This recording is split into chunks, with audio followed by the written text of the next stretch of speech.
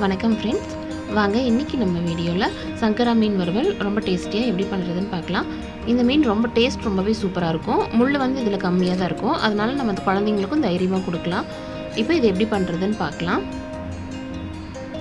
இப்போ இதுக்கு 1 கிலோ அளவுக்கு சங்கரா மீன் எடுத்து க்ளீன் பண்ணி வச்சுருக்கேன். நடுவில் இந்த மாதிரி கீரல் போட்டு வச்சுக்கலாம். இப்போ இதுக்கு மிளகாய் தூள், இஞ்சி பூண்டு பேஸ்ட்டு, கொஞ்சமாக குழம்பு மிளகாய் தூள், கரம் மசாலா, உப்பு, மஞ்சள் தூள், அரிசி மாவு சேர்த்துக்கலாம். இதோட கார்ன்ஃப்ளவர், கொஞ்சமாக பொடியாக கட் பண்ண கருவேப்பிலை சேர்த்துக்கலாம். கருவேப்பிலை சேர்த்து ஃப்ரை பண்ணும்போது நல்ல மணமாக இருக்கும். இப்போ இதுக்கு தேவையான அளவுக்கு தண்ணி சேர்த்து கொஞ்சம் ரொம்ப கெட்டியாகவும் இல்லாமல் ரொம்ப தண்ணியாட்டவும் இல்லாமல் ஒரு மீடியமான அளவுக்கு கலந்துக்கலாம்.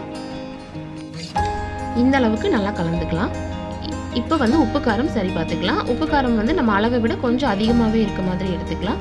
அப்போ தான் வந்து மீனில் நல்லா ஊறி ஃப்ரை பண்ணும்போது கரெக்டாக இருக்கும்.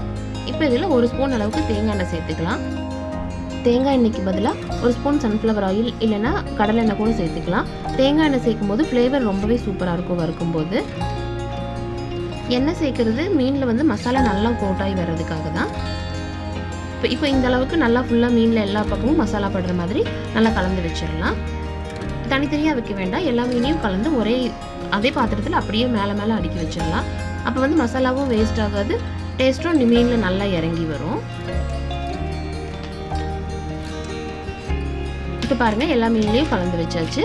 இது குறைஞ்சது 1/2 மணி நேரம் ஊறணும். இப்போ இது நல்லா ஊறட்டும். இப்போ நல்லா ஊறினதும் ஃப்ரை பண்ணிடலாம். எண்ணெய் வந்து நல்லா சூடாக இருக்கிற மாதிரி பார்த்துக்கலாம். மீனை போட்டுட்டு அதுக்கப்புறம் மீடியமில் இல்லைன்னா சிம்மில் வச்சு கூட ஃப்ரை பண்ணிக்கலாம். எண்ணெய் சூடாகிறதுக்கு முன்னாடி மீன் போட்டோம்னா மீன் வந்து அப்படியே பாத்திரத்தில் ஒட்டிடும், திருப்ப முடியாது, மீன் உடஞ்சு போயிடும். இப்போ பாருங்கள் எவ்வளோ ஈஸியாக திருப்ப வருது. மசாலா எண்ணெயில் கொஞ்சம் கூட பிரிஞ்சும் போகல, பாத்திரத்துலேயும் ஒட்டலை, ஈஸியாக நம்ம வந்து திருப்பி போட்டுட்டோம்.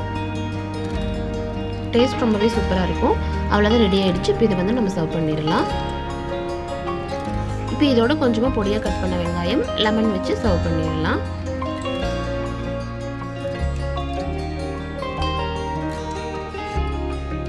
இப்போ இது மேலே நல்லா கிறிஸ்பியாகவும் உள்ளே வந்து நல்லா சாஃப்டாகவும் நல்லா மசாலா இறங்கி டேஸ்ட் ரொம்பவே சூப்பராக இருக்குது. கண்டிப்பாக ட்ரை பண்ணி பாருங்கள். இந்த வீடியோ பிடிச்சிருந்ததுன்னா மறக்காம நம்ம சேனலை சப்ஸ்கிரைப் பண்ணுங்கள். தேங்க்யூ.